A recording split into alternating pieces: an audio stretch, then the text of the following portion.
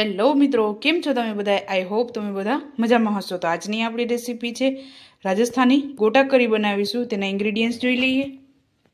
તો અહીંયા મેં દહીં લીધેલું છે, 1 કપ મોરું દહીં લીધેલું છે, 1 ટમેટાની પ્યુરી, 1 ડુંગળીની પ્યુરી, ચણાનો લોટ 1 વાટકી, કોથમરી, ગરમ મસાલો, આદુ અને લસણની પેસ્ટ, કસ્તુરી મેથી, 1 ટીસ્પૂન હળદર, 3 ચમચી ધાણા જીરું, વઘાર માટે જીરું અને હિંગ, કશ્મીરી મરચું અને અજમો લીધેલો છે, મોટા 4 ચમચા જેટલું તેલ લીધેલું છે, સ્વાદ અનુસાર મીઠું, જરૂર અનુસાર પાણી. તો ચાલો રેસીપી સ્ટાર્ટ કરીએ. સૌપ્રથમ આપણે ગોટા બનાવીશું. તો અહીંયા મેં 1 વાટકી ચણાનો લોટ ચારીને લીધેલો છે મેં અહીંયા. તેમાં આપણે અજમો એડ કરશું.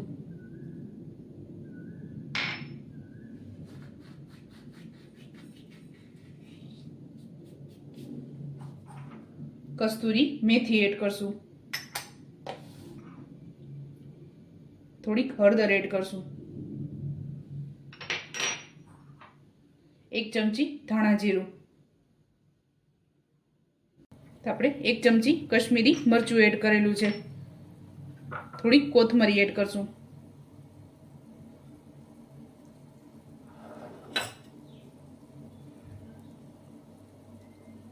એક ચમચી દહીં એડ કરશું.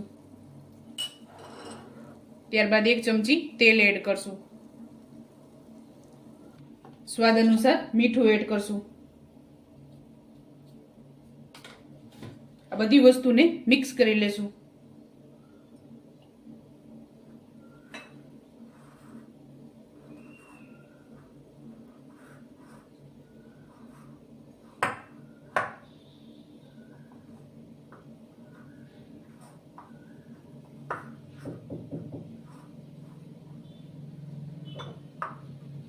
થોડુંક પાણી એડ કરશું.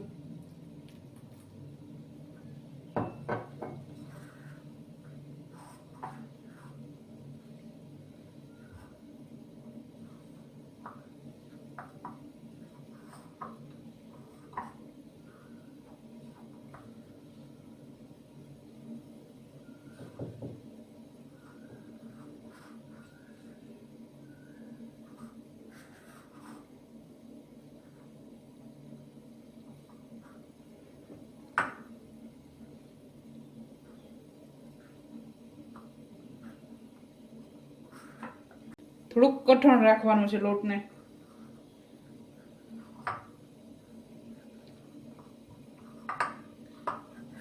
તો આપણે આમાં 3 ચમચી જેટલું જ પાણી એડ કરેલું છે.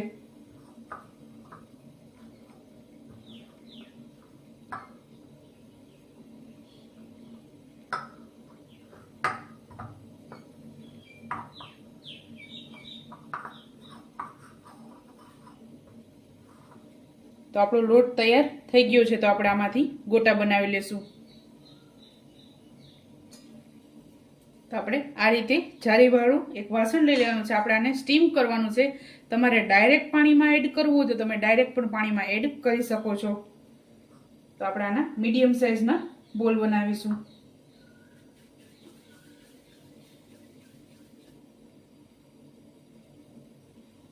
આપણે આટલી સાઇઝના બનાવીશું. લોટ કઠણ હશે તો આપણે હાથમાં નહીં ચોટે ને આસાનીથી બોલ બની જશે.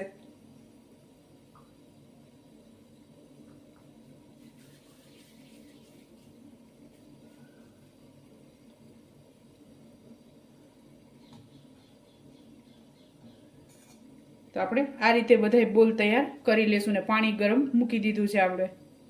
તો આપણા બોલ્સ બધા તૈયાર થઈ ગયા છે. અમે નાની 1 વાટકી ચણાનો લોટ લીધેલો હતો, એમાંથી આપણે 10 બોલ્સ તૈયાર થઈ ગયા છે. તો ચાલો હવે આપણે આને સ્ટીમ ઉપર મૂકી દઈશું.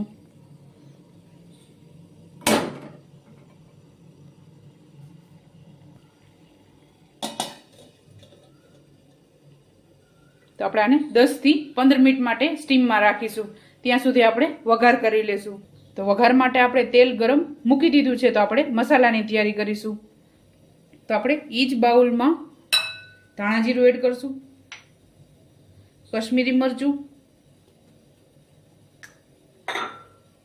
હળદર એડ કરશું અને ગરમ મસાલો. ત્યારબાદ આપણે દહીં એડ કરવાનું છે.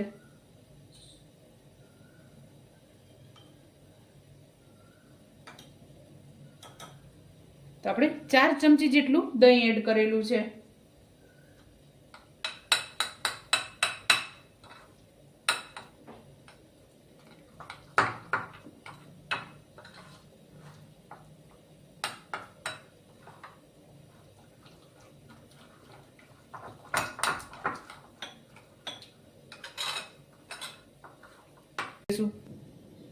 તો સૌપ્રથમ આખું જીરું અને હિંગ એડ કરશું.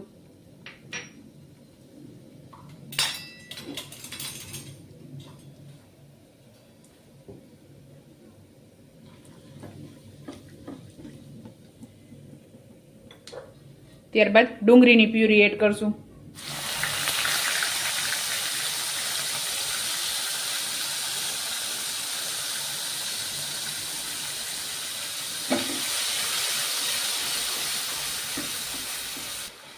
તો આપણે આને ગોલ્ડન બ્રાઉન કરવાની છે.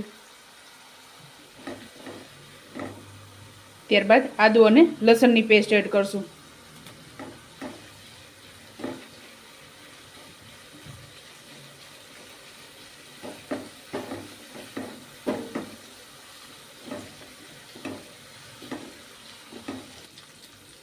ત્યારબાદ આપણે ટમેટાની પ્યુરી એડ કરશું.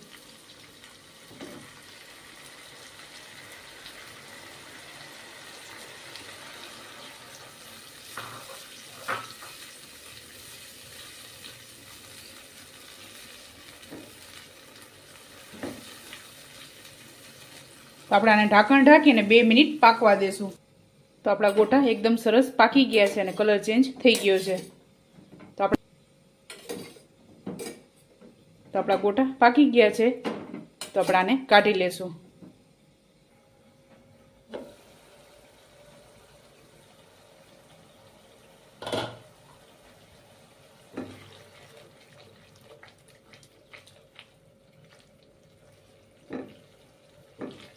તો આપણી ટમેટાની પ્યુરી પાકી ગઈ છે.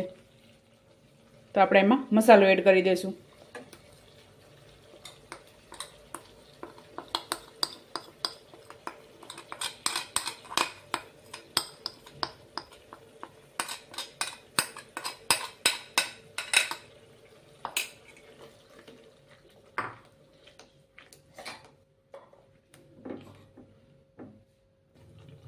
તો આપણે 1 ગ્લાસ જેટલું પાણી એડ કરશું આપણામાં.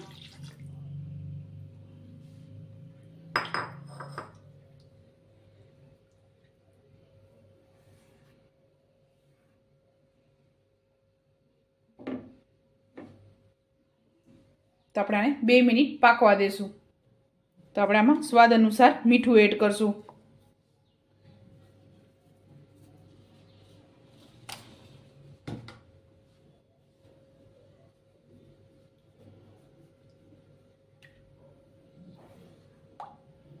તો આપણે આને 2 મિનિટ ઉકળવા દેશું. ત્યારબાદ આપણે ગોટા એડ કરશું.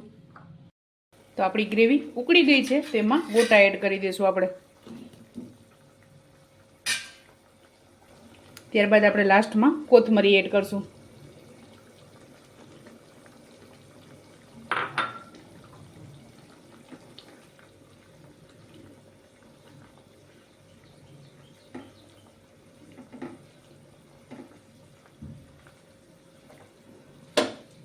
તો આપણું શાક તૈયાર થઈ ગયું છે. તો આને સર્વ કરી લેશું.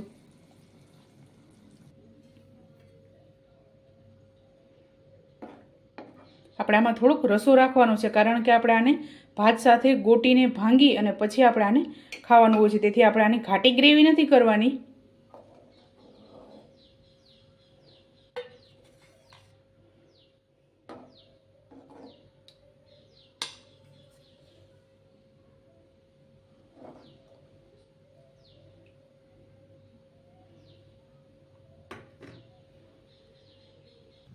તો ચાલો મિત્રો, તૈયાર છે આપણી રાજસ્થાની ગોટા કઢી. તમે પણ આ જ રીતે બનાવજો અને મને યાદ કરજો. મારા વિડીયોને લાઇક, શેર અને સબસ્ક્રાઈબ કરવાનું ભૂલતા નહીં. તો ચાલો મળીએ નેક્સ્ટ વિડીયોમાં.